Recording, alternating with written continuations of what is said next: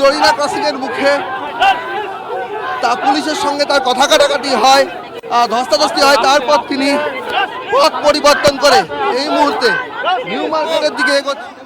অসহায় হয়ে পড়েছে পুলিশের তরফ থেকে যে ব্যবস্থা করা হয়েছিল। আজকে যারা নবান্ন আন্দোলনে এসেছেন তারা সেই রাস্তায় যাননি, অন্য রাস্তা নিয়ে এগিয়ে চলেছেন শুভেন্দু অধিকারী এবং অন্যান্য নেতৃত্বরা। পুলিশের তরফ থেকে আটকানোর চেষ্টা করা হয়, কিন্তু পুলিশ অসহায়। পুলিশকে আজকে কার্যত বোকা বানানো হয়েছে।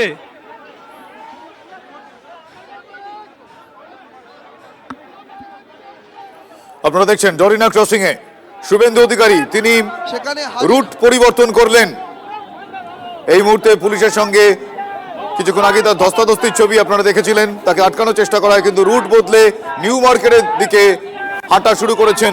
পুলিশের বাধা অতিক্রম করে শুভেন্দু অধিকারী স্বপার্শ্বদ এগিয়ে চলেছেন। আমার সহকর্মীরা রয়েছেন সেখানে।